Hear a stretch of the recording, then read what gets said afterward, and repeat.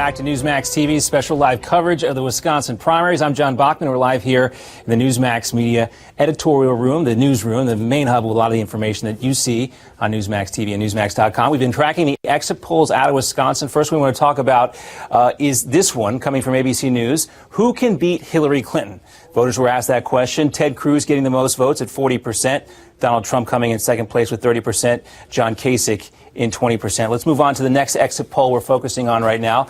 We have GOP contested convention. Out of the voters coming out of the polling places today, they were asked, do you support an open convention? Who should get the nomination? More than 50% of the candidates who voted today in Wisconsin said the candidate with the most votes should get the nomination. 40%, only 40% of voters are in favor of a contested convention. Another interesting exit poll that we're focusing on right now is this one dealing with immigrants, illegal immigrants. Let's go to this one. Deporting illegal immigrants should be offered a path to citizenship versus support deportation. 60%, 50%. Different voters here. It doesn't going to add up to 100%, depending on who they supported. That's where these numbers come from. But a lot of folks supporting offering a path to citizenship. Also, what we're doing down here today, we're monitoring the Twitter feeds from all the candidates. Donald Trump earlier today tweeted, Wisconsin will make America great again. Also, Hillary Clinton, she's not talking about Wisconsin anymore. She's talking about paid family leave. Earlier, Hillary Clinton spoke in New York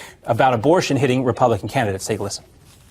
Trump may be the most outrageous of the Republicans. He is saying what all of them believe. They want abortion to be illegal, and they do want to punish women and doctors. He just committed the sin of actually telling people what they believe. All right. Clinton also said, referring to Trump, that she wishes he would come out of one of his towers and spend time with the people of New York. Obviously, she's moved on. JD, we're going to stick around here, keep monitoring these exit polls on Twitter, and we'll have updates for you throughout the night. Back to you. John, we appreciate that tonight from the Newsmax Media Center, keeping an eye on things. Now, one of the main topics that came out of the past 2 weeks, first the perceived war of the wives, but also accusations of infidelity aimed at Senator Ted Cruz. Senator Cruz addressed that question last night. It's completely made up nonsense. It's simply not true. I have always been faithful to my wife. I love my wife. She is my best friend in the whole world. And this is the kind of garbage that the Trump campaign engages in. And you know why? Because they can't debate substance. It's interesting, almost a textbook situation, because the race is between Cruz and Trump. Ted pivots to take on the Donald, while there is a widespread reporting that Marco Rubio's campaign was going to leak that information. At any rate, let's see what our next panel has to say about this. First of all, Skyping in from Connecticut, former Lieutenant Governor of New York, Betsy McCaughey. Betsy is in the corner of Donald Trump. Meantime, via Skype from the Old Dominion, Virginia, conservative stalwart Richard Viguerie. Richard, the chairman of conservativehq.com. He stands with Ted Cruz. And once again, a guy who is 100% in favor of Newsmax TV, the guy you see each weeknight at 7 p.m., our friend Steve Malzberg. Betsy, let me go to you first. On this question of infidelity. You're there in the New York area, you know the New York media, but it doesn't seem this thing has taken flight in Wisconsin. Well, it's just plain garbage. And let me make it clear, I haven't endorsed Donald Trump. I'm Trumping and Cruz, and I'm enthusiastic about both of them, and I'm a journalist, so I don't have a horse in this race. But I do think that the talk about infidelity probably did not come from the Trump campaign, and it's just garbage, and voters are smart enough to know that the real issues are take-home pay and national security. Richard Viguerie, where do you think all this stuff is coming from? Is it from Rubio's staff, and is Ted wise to try and pivot and bring Donald Trump in for the blame? Well, I certainly second what Betsy just said. I think she said it very well. And who knows where it's coming from? In campaigns, a lot of people have, serious financial interests in whoever is the winner here. And so it's just, as Betsy said, it's just garbage. And we've got some serious problems. America's hanging in the balance here, JD. And surely we've got more serious things to talk about tonight. And yet, Steve Malzberg, because people around the water cooler, the he said, she said, it takes over. from her vantage point, Melania Trump was talking about this, how it affected her, and perhaps how it also affects Heidi Cruz. Let's listen. I have a tough skin. I think it's not fair that they're attacking a family, a wife, or children. So what about that, Steve? Should families, spouses, kids, the whole kit and caboodle, should they be off limits? Yeah, they should be off limits, but one thing that bothered me was when that convenient picture of Melania in her pose right on the eve of the Utah primary came out. Ted Cruz could have said, "I have no control over it. I didn't put it up. I don't know whose pack it is, but take it down. It's disgusting." He didn't do that, and I'm glad to finally hear him say, "I've never cheated on my wife." Because with all the accusations and remember when Carly Fiorina stepped in and saved him from that question about a week ago, this is the first time I've heard him say, other than the story is false in the Inquirer, he actually answered the question and said, "I've always been faithful to my wife." So I'm glad he finally said that. And I have questions for... Many voters are interested. They don't give a darn. Well, that remains to be seen, but I appreciate your perspective. Tell you what, all three of you, please stay in place because there is more to talk about as we await the poll closings in the Badger State of Wisconsin. We will come back and discuss what may happen tonight, go over some of the strategy or lack thereof, as it appears that Ted Cruz and Donald Trump are taking this thing down to the wire tonight in the Badger State. America Votes 2016 continues. Speaker Ryan is doing a great job as the speaker. He has said he is not interested in running for president. I take him at his word. I know him pretty well. And Chairman Priebus just said this weekend that he expects our nominee to be one of the three gentlemen currently running for president: Donald Trump, Ted Cruz, or John Kasich.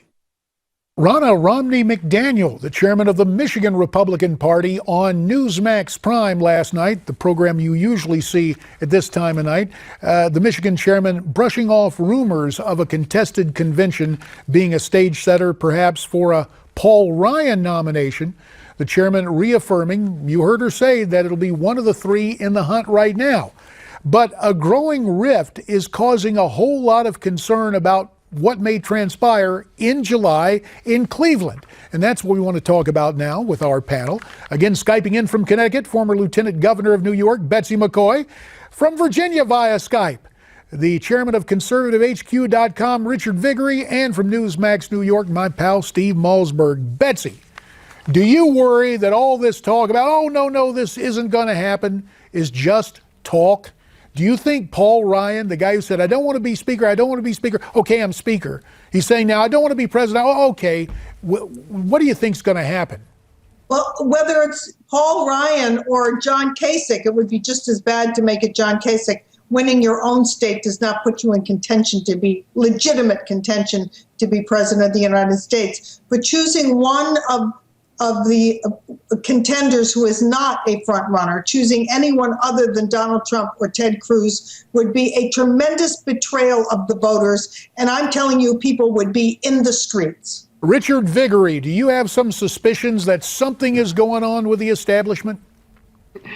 JD, you don't need me on this show. Betsy's saying it all. She's dead on. I mean, it can't be one of three. It can only be one of two, Trump and Cruz. Kasich, would be could be only nominated if the establishment pushed him there, forced him on there. There would be open rebellion in the Republican Party, not only in Cleveland, but across the country.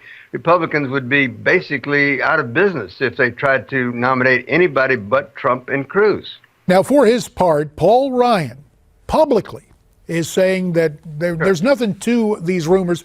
Let's listen to what he had to say Monday on Hugh Hewitt's radio show. People put my name in this thing, and I said, get my name out of that.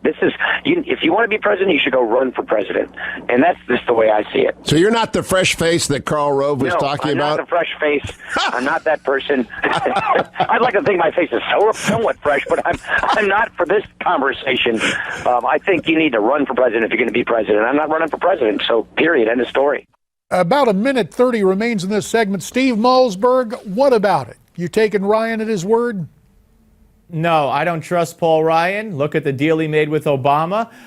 He's part of the establishment, a crooked establishment that, you know, they're telling Kasich to stay in. Romney endorsed Kasich. Then he goes and endorses Cruz. Graham goes and endorses Cruz. Bush goes and endorses Cruz. When they all rather have Kasich in there. They're playing games. They know they're playing games. We're smart enough to know they're playing games. And they're going to keep playing the games until they derail Trump and Cruz, if they could do it. Final 30 seconds to you, Richard Viguerie. We need some institutional memory. In the old days, it used to be governors would represent their states as favorite sons. Is that really, when you get right down to it, all that Kasich is heading into the Cleveland convention?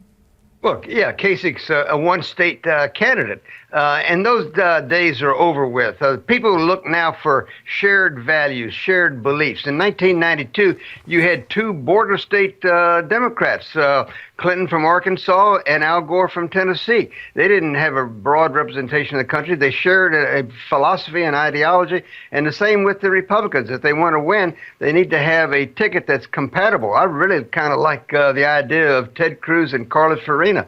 I think they would make a dynamite ticket there. But the establishment has to recognize this game they have lost, and they must move on now and support the conservative nominee. And we will have to end it there. Richard and Betsy and Steve, thanks to you all. When we come back, my old colleague from Congress, Pete Hoekstra, plus Colonel Patrick Murray, and another congressional colleague, Michael Patrick Flanagan. They're all next as our coverage of America Votes 2016 rolls right along.